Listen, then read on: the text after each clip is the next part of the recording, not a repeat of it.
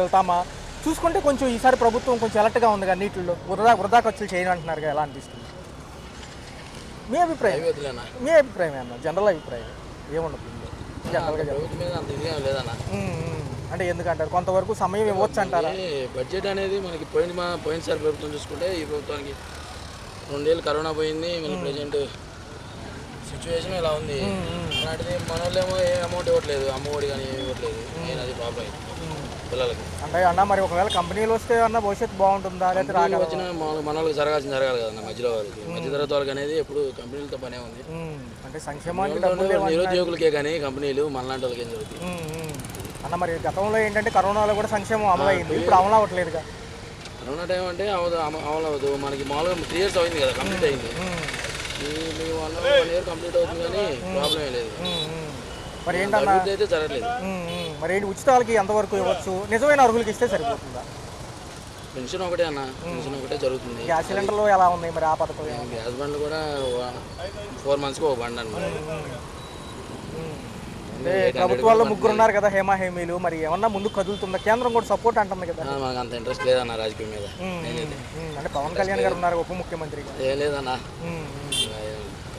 4 ఏళ్ళు ఎలా ఉంటుంది అంటారు వచ్చే 4 ఏళ్ళు ఏళ్ళు బాగాలేదు 6 నెలల నుంచి ఏం బాగాలేదు ఇంకా 4 ఏళ్ళ సంగతి అనేది తెలియదు జగన్ వస్తే అన్న బాగుంటుంది కనీసం అన్న మళ్ళీ జగన్ వస్తే అన్న బాగుంటుంది అదే జగన్ వస్తేనే బాగుంటుంది అనుకుంటున్నాం మళ్ళీ మళ్ళీ వాళ్ళకి అమౌంట్ అనేది పడుతుంటుంది కదా మంత్లీ వచ్చేసి ఏదో ఒక పథకం పడుతూనే ఉంది ఏమీ లేవు ఒక పెన్షన్ ఒకటే వస్తుంది సో ఆర్థికంగా కొంచెం కష్టమే అయితే ఇప్పుడు ఈ నిత్యావసర సరుకులు కూడా ఏం తగ్గలేదు కరెంట్ ఛార్జీలు ఎలా అనిపిస్తుంది కరెంట్ ఛార్జీలు కూడా పెరిగినాయి బాగా రైతుల్లో ఈసారి ఉద్యోగాల కోసం తొలి అడుగు పడింది దావోస్ వెళ్ళొచ్చాక అంటారు ఎలా అనిపిస్తుంది మీ అభిప్రాయం అదేంత తొలి అడుగు పడినట్టు ఏమీ అనిపించలేదండి ముందు సామాన్యులకు కావాల్సిన తెచ్చుకుంటే సరిపోదు కానీ దావోస్ పర్యటన వాళ్ళ ఉపయోగం పెద్దగా ఏమీ అనిపించట్లేదు దేనికైనా ముందు సామాన్యులకి మధ్యతరగతి వాళ్ళకి ఉండేలాగా చర్యలు తీసుకుంటే ప్రభుత్వం బాగుంటుంది సంక్షేమ పథకాలు కొంచెం టైం పట్టినా ఇస్తామంటున్నారు ఇప్పుడు ప్రజెంట్ నిధులు లేవంటున్నారు ఎలా చూడాలి నిధులు లేవని మాట నిజమే కదండి సరే మన రాష్ట్రం అప్పుల పాలు చేసి వెళ్ళిపోయినటువంటి గత ప్రభుత్వం గురించి చూసుకుంటే ఇప్పుడు బాగానే చేస్తున్నారు చంద్రబాబు నాయుడు వచ్చిన తర్వాత ప్రస్తుతం బాగానే ఉంది కానీ టైం పడుతుంది మరి కోలుకోవాలని టైం పడుతుంది కాబట్టి దాని గురించి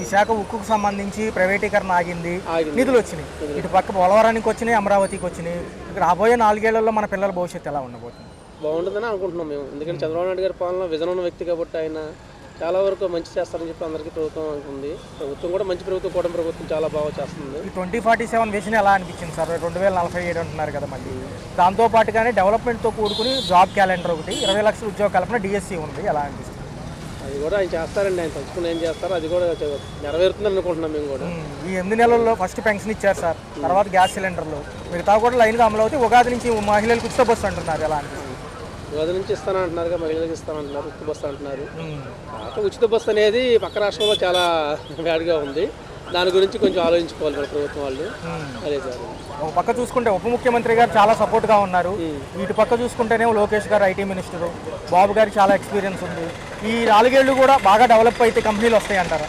కంపల్సరీ వస్తాయండి అది ఆయన ఇంతకుముందు గత పాలకం చేసిన అనుభవం ఉంది కాబట్టి చంద్రబాబు నాయుడు గారికి కంపల్సరీ ఇంకా పెద్ద పెద్ద కంపెనీలు అవన్నీ మన రాష్ట్రానికి వస్తాయని నమ్మకం ఉంది సార్ ఏదైనా చేయాలంటే చంద్రబాబు నాయుడు గారి వల్ల కూటమి ప్రభుత్వం వల్ల అవుతుంది సార్ సో భవిష్యత్తు ఎలా ఉండబోతుంది 4 ఏళ్ళు కేంద్రం సపోర్ట్ కేంద్ర సపోర్ట్ మనకి బ్రహ్మాండంగా ఉంటుంది సార్ ఎందుకంటే ఇప్పుడు మోడీ గారికి కూడా అర్థమైంది అంతకుముందంట ప్రభుత్వం సపోర్ట్ చేయలేకపోయింది మన రాష్ట్రానికి ఇప్పుడు కేంద్ర ప్రభుత్వం సపోర్ట్ కూడా మనకి చాలా బాగుంది భవిష్యత్తులో కూడా ఇంకా బాగుంటుందని అనుకుంటున్నాను రియల్ ఎస్టేట్ కూడా రంగం రేపు ఫిబ్రవరి నుంచి రిజిస్ట్రేషన్ తోటి భూ రేట్లు పెరుగుతున్నాయి ఎలా ఉంటుంది ఈసారి బాగుంటుంది ఇక్కడ రిజిస్ట్రేషన్ పెంచడం అనేది కొద్దిగా బాగాలేదు రియల్ ఎస్టేట్ రంగం మాత్రం ఇప్పుడు బాగానే ఉందండి పోయిన సంవత్సరం గత ప్రభుత్వం ఉంచుకుంటే కనుక ఇప్పుడు బాగుంది కన్స్ట్రక్షన్ ఫీల్డ్ కూడా ఇప్పుడు బాగా స్టార్ట్ అవుతున్నాయి కార్మికులకి ఉపాధి కల్పించడం బాగుంది భవన నిర్మాణ కార్మికులకి చాలా బాగుంటారు రైట్ సార్ లాస్ట్ వరకు కొనసాగుతారా ఈ 8 నెలల పాలనలో కూడా కొంత అటు ఇటుగా మారినప్పటికీ డిప్యూటీ సీఎం వ్యవహారం కొలిక్కి వచ్చేసింది ఇంకా వద్దంటున్నారు దాని గురించి ఎలా అనిపిస్తుంది కొలిక్కి వచ్చేసిందంటే ఎన్డీఏ కూటమి బీజేపీ పవన్ కళ్యాణ్కి ఫుల్ సపోర్ట్ ఇక్కడ తెలుగుదేశం వచ్చేటప్పటికి కొన్ని శక్తులు డిప్యూటీ సీఎం గారిని ఆపాలన్న ఆలోచనలో అంటే ఒక అంశం ఏంటంటే సార్ 2029 బాబు గారికి 80 ఏజ్ వచ్చేసింది కాబట్టి యువరక్తంగా ఆయన పెడదామని అనుకుంటే మాత్రం ఎంతవరకు సమంజసం అదే నేను అనేది కూడా అదే ఇప్పుడు ఆంధ్రప్రదేశ్ ఉమ్మడి రాష్ట్రం ఉన్నప్పుడు కానీ విడిపోయిన తర్వాత కానీ ఈ రాష్ట్రానికి పరిపాలించింది 2 అగ్రవర్ణాలే. 3వ వర్ణానికి ఇవ్వాల అవకాశం. సరే 3వ వర్గం నుంచి పవన్ కళ్యాణ్ గారు వచ్చారు. ఆయన్ని కూడా ఒకసారి మనం సీఎంగా చూడాలని ఆశ ఉంది. వాళ్ళని చూసాం, వీళ్ళు కూడా చూడాలిగా. చూస్తే రాష్ట్రంలో మార్పులు వస్తాయా, రాష్ట్రం ఇదవుద్దా అనేది యువరత్వం కొద్దిగా ముక్కుసూటి మనిషి. అందువల్ల అతను దేనికి వెనకాడే వ్యక్తి కూడా కాదు. అలాంటి వ్యక్తి చేతిలో కూడా ఒకసారి సీఎం బాధ్యతలు అప్పచెప్తే ఈ రాష్ట్రం ముందుకెళ్ళిపోద్దని నా ఆలోచన. సో సార్ చూసుకున్నట్లయితే కేంద్రం సపోర్ట్ ఇంకా ముందుకు ఎంతవరకు వెళ్ళగలమంటారు? కేంద్ర సపోర్ట్ అంటే ఇక్కడ చెప్తున్నా కదా మీకు, పవన్ కళ్యాణ్ గారు ఎన్డీఏ కూటమిలో ఉన్నంతకాలం కేంద్ర సపోర్టు ఆ రాష్ట్రానికి ఫుల్గా ఉంటుంది, దాంట్లో డౌట్ అయితే లేదు. కానీ పవన్ కళ్యాణ్ గారిని అధికార పార్టీ ఏ పక్షాన్నైనా పక్కన పెట్టాలని ఆలోచన వచ్చినప్పుడు మళ్ళీ దాన్ని తర్జన భర్జన పడుతుంది. అంటే 15 ఏళ్ళు కలిసి ఉందామని అనుకుంటున్నారు అంటున్నారు. అదే అందుకనే నేను అంది కూడా అదే, 15 ఏళ్ళు ఇదే పడవ ఇలా సాగిపోతే ఈ రాష్ట్రం ఆల్రెడీ మనం గత 5 ఏళ్ల పరిపాలనలో 20 సంవత్సరాలు వెనక్కి వెళ్ళిపోయాం. ఇదే 15 సంవత్సరాలు వీళ్ళు ఎన్డీఏ కూటమి కలిసి ఉందనుకో, ఈ రాష్ట్రం 50 సంవత్సరాల ముందుకెళ్ళి భావితరాల భవిష్యత్తు బాగుంటుంది. Right sir. డెవలప్మెంట్ వైపుగా వెళ్ళడానికి కొంచెం సమయం అడిగారు కదా వీళ్ళు. అది బాగానే ఉందండి. అదరికి అంతా నాశనం చేసిపోయాడు కదా, అన్ని కూర్చుకోవాలిగా, సరి చేసుకోవాలిగా. మరి ఒక పక్క చూసుకుంటేనేమో మొన్న ఫారెన్ వెళ్ళి వచ్చారు, దావోస్, సింగపూరు కంపెనీల కోసం.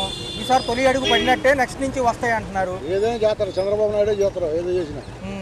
మరి ఒక పక్క చూసుకుంటే పవన్ కళ్యాణ్ కూడా ఉన్నాడు కదా, పవన్ కళ్యాణ్ కూడా చేస్తారు, చంద్రబాబు గారు చేస్తారు, వాళ్ళు చేస్తారకే వచ్చింది.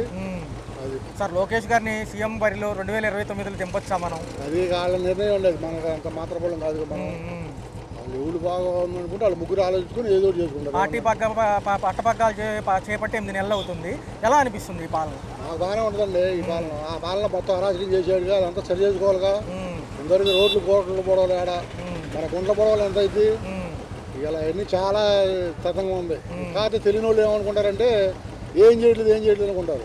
మరి అదర్ చేసిన వడ్డీలు చేస్తుందంట, అదర్ చేసిన అప్పుడు వడ్డీలు చేస్తుంది. సంక్షేమం కూడా డబ్బులు అందాక ఇస్తామని చెప్పారు సార్ మొన్న.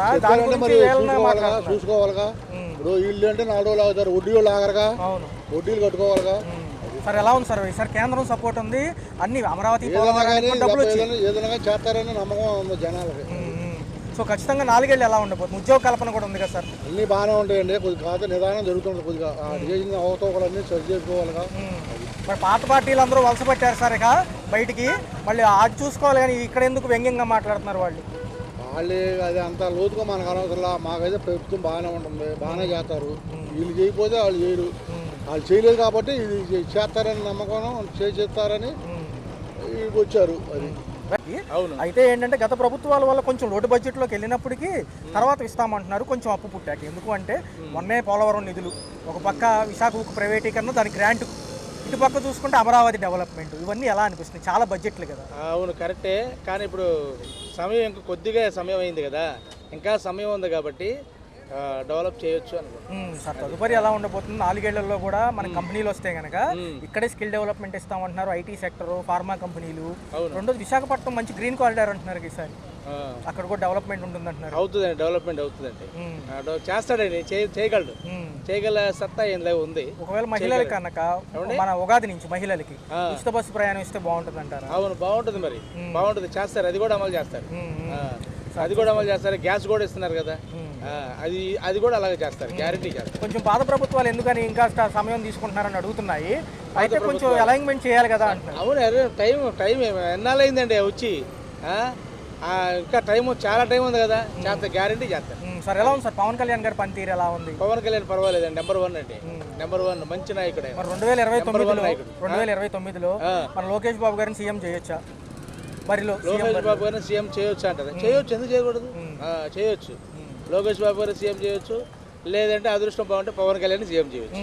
ఎందుకంటే ఆయన 15 ఏళ్ళు కంటిన్యూస్ ఉంటానంటున్నారు, ఏ పదవి వద్దంటున్నారు ఆయన. ఎవరు? పవన్ కళ్యాణ్ గారు 10 ఏళ్ళు ఇదే పదవిలో ఉంటారంటారా? మరి అతను నిజాయితీ, నెంబర్ 1 నిజాయితీ. మంచివాడు, మంచి వర్కర్ ఆయన. ఎందుకంటే నిజంగా చెప్పాలంటే పవన్ కళ్యాణ్ సీఎం చేస్తేనే బాగుంటుంది. ఎందుకంటే తప్పు ఉంటే తప్పు ఒప్పుకుంటున్నాడు ఆయన. ఏదైనా తప్పు జరిగితే తప్పు ఉందని ఒప్పుకుంటాడు. ఎవరు కూడా తప్పు చేయొద్దు అంటున్నాడు. నేను చేయను, ఎవరు చేయరు, ఎవరు చేయొద్దు అని అంటున్నాడు. మంచి వ్యక్తి అండి ఆయన. పవన్ కళ్యాణ్ చాలా మంచివాడు. చిరంజీవి ఎలాంటి కానీ పవన్ కళ్యాణ్ కూడా నెంబర్ 1. కేంద్రం సపోర్ట్తో మరి ఎలా ఉండబోతుంది? 4 ఏళ్ళు కూడా ముందుకు దూసుకెళ్ళిపోతాం. ఎందుకంటే కొత్త రైల్వే కారిడార్లు వచ్చినాయి, లైన్లు వచ్చినాయి. మరి ఇవన్నీ చూసుకుంటే ఇంకా ముందుకే కదా సార్ వెళ్ళేది. అవును. రైట్. పాలన బాగుందని ప్రజలు అంటున్నారు. రెండోది, ఈసారి వృధా ఖర్చులు లేవు, అన్నీ కూడా ప్రాపర్గా వెళ్తున్నాయి అంటున్నారు. 8 నెలలు గడిచినా కానీ ఆల్రెడీ పెన్షన్ ఇచ్చేశారు, గ్యాస్ సిలిండర్లు ఇచ్చారు. రేపు డబ్బులు రాగానే పథకాలు కూడా అమలు అవబోతున్నాయి. ఎలా అనిపిస్తుంది? చాలా బాగుంది ఈ ప్రభుత్వం, నెంబర్ 1 ప్రభుత్వం. ఎందుకంటే బాబు గారు అంటే అభివృద్ధి అంటే బాబు గారు. ఫస్ట్ ఆఫ్ ఆల్ రేపు ఉగాది కానుకగా ఉచిత బస్సులు కూడా రిలీజ్ చేస్తున్నారు, మహిళలకు ఫ్రీ ఉచిత బస్సులు. అది కూడా ఇంటికి 15,000 రూపాయల చొప్పున కూడా, అవి కూడా ప్రతి మహిళకి 15,000 పథకం కూడా బాగా అందింది. ఇంకో విషయం ఏంటంటే బాబు గారు అంటేనే మెయిన్ ముఖ్యంగా అభివృద్ధి. ఎందుకంటే ఏదైనా కంపెనీలు రావడం కానీ, ఏదైనా పథకాలు ఏదైనా చేయడం కానీ, ఏదైనా టెక్నాలజీ కానీ, ఏదైనా కానీ ఫస్ట్ ఆఫ్ ఆల్ ఆయన అభివృద్ధి బాటలో నడిచేది ప్రధానంగా బాబు గారు. రెండోదన్న చూసుకుంటే దావోస్ వెళ్ళి రావడంతో తొలి అడుగు పడింది. రెండోది చూసుకుంటే కనుక కర్ణాటక తెలంగాణతో పాటు మనం సమంగా వెళ్ళాలి అంటే దావోస్ వెళ్ళి రావడం చాలా మంచిదైంది అంటున్నారు. ఆర్థిక విశ్లేషణలు కూడా ఇదే మెన్షన్ చేస్తున్నారు. రేపు వచ్చే ఈ 4 ఏళ్లలో అనేక కంపెనీలు ఇటు క్యూ కట్టబోతున్నాయి. ఎలా అనిపిస్తుంది? దావోస్ వెళ్ళడంలో ఫస్ట్ ఆఫ్ ఆల్ ఏంటంటే బాబు గారిని చాలా మెచ్చుకోవాలి. ఎందుకంటే అందరూ సూట్లు షట్టర్లు వేసుకొని తిరిగినా కూడా ఓన్లీ షట్టర్ వేసుకొని 0- డిగ్రీలో కూడా చలిలో కూడా నిత్యంగా దావోస్ ప్రజల కోసం ఎంత తప్పనగా ఎంత ఇది ఓపికగా ఉండి ఆయన దావోస్ వెళ్ళడం వల్ల చాలా కంపెనీలు ఇవ్వాలి. మన ఆంధ్ర వైపు చూస్తున్నాయంటే ఇండియాలోనే నెంబర్ 1 ప్రదేశంగా ఆంధ్ర ఎదగబోతుంది. ఫస్ట్ ఆఫ్ ఆల్ దావోస్ వెళ్ళడం వల్ల చాలా మంచి జరిగింది. తెలుగుదేశం పార్టీ తరఫున కాకుండా కేవలం ఒక కార్యకర్తగా, ఒక సాధారణ మనిషిగా ఇది మాత్రం చాలా మంచి తరుణం. దావోస్ వెళ్ళడం వల్ల తండ్రి కొడుకులు ఇద్దరు వెళ్ళి, మంత్రులు అందరూ వెళ్ళి కూడా దావోస్ వెళ్ళడం వల్ల చాలా మంచి పని చేశారు. అన్న రెండోది చూసుకుంటే ప్రధాన కార్యదర్శి పోస్ట్ కూడా వేరే వాళ్ళకి ఇమ్మని సార్ చెప్తున్నారు లోకేష్ గారు. ఎటువంటి పదవి అక్కర్లేదు, నాకు ఇచ్చిన దాంట్లో న్యాయం చేస్తానంటారు. రెండోది, ఉప ముఖ్యమంత్రి గారు ఎవరైతే సపోర్ట్ ఇచ్చారో ఫస్ట్ నుంచి ఆయన కూడా నాకు ఎటువంటి మంత్రి పదవులు అక్కర్లేదండి, అసలు సీఎం బరిలో సారే ఉండాలి ముఖ్యమంత్రి గారు అని చెప్పడం జరిగింది. ప్రతిపక్షాలు కొంచెం కామెడీ చేస్తున్నాయి. ఎందుకంటే వాళ్ళకి అర్థం కాదు. కామెడీ అంటే మెయిన్ ముఖ్యంగా ప్రతిపక్షాలని బురజాలంలో ఫస్ట్ ఉంటారు. ఇది ఆయన చంద్రబాబు నాయుడు గారు ఖండించారు. అసలు ఉప ముఖ్యమంత్రి పోస్ట్ గురించి ఎవరు వ్యక్తిగతంగా మాట్లాడుతారని క్లియర్ కట్గా చెప్పేశారు. దానికి వీళ్ళకి ప్రతిపక్షాలు ఏంటంటే కావాలని ఏదో ఎవరో అంటారు ఉన్నారు లోకేష్ బాబు గవర్నమెంట్ అని. ఆయన ఏం అడగలేదు కూడా. ఆయనకున్న ఐటీ శాఖ ముఖ్యమంత్రులు చర్యలు చాలా ఆయన దాంట్లోనే నెంబర్ 1గా ఎదుగుతున్నారు, దాంట్లోనే ఉన్నారు. ఉప ముఖ్యమంత్రిగా పవన్ కళ్యాణ్ గారు ఉంటారు. మా కూటమి కలిసి రాబోన్న రోజుల్లో ఇంకొక 20 ఏళ్ళు కూడా మా కూటమి కలిసే ఉంటుంది. నెంబర్ 1గా పార్టీని సిద్ధాంతాలను అమలు చేస్తుంది, నెంబర్ 1గా ఎదిగింది. ప్రజలకు కళ్ళకు కనపడే నిజం ఏంటంటే పోలవరానికి నిధులు వచ్చాయి. రెండోది చూసుకుంటే విశాఖ ఉక్కు ఆగింది ప్రైవేటీకరణ నుంచి. రెండోది చూసుకుంటే ఇటుపక్క చూసుకుంటే అమరావతికి గోదావరి నిధులు వచ్చాయి. ఎలా ఉండబోతుంది? ఇంకా 4 ఏళ్లలో మనం ముందుకు దూసుకుపోవచ్చు అంటున్నారు. ప్రపంచం అంతా ఇటు చూస్తుంది అంటున్నారు.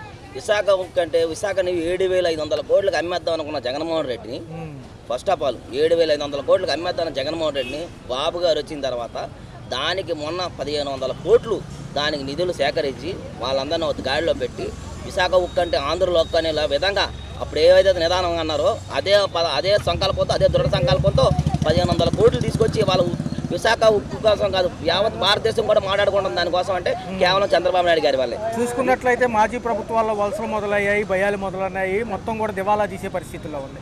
ఇంకా ఎందుకని వాళ్ళు ఇంకా ఏదో ఉందని ఇంకా నిరూపిద్దాం అనుకుంటున్నారు. ప్రలోభాలు పలుకుతున్నారు తప్ప అందులో ఏమీ లేదు. ఫస్ట్ ఆఫ్ ఆల్ అందులో ఉన్నది ఇద్దరు, ఒకటి జగన్మోహన్ రెడ్డి, 2 భారతీయ రెడ్డి తప్ప ఇంకెవరు లేరు. నిన్న విజయసాయి రెడ్డి కూడా మొత్తం అయిపోయింది. ఇంకా సినిమా చెడ్డి ముదురుకుంటున్నారు కాబట్టి ఏదో గవర్నమెంట్ బాగా అభివృద్ధులు చేస్తుంది. ఏం చెప్పాలో తెలియక, ఏం చేయాలో తెలియక ఇలా చేయడమే తప్ప, ప్రలోభాలు పలకడమే తప్ప వీళ్ళు ఉరగదీసేది ఏమీ లేదు. వీళ్ళు ఏమీ చేయలేరు కూడా.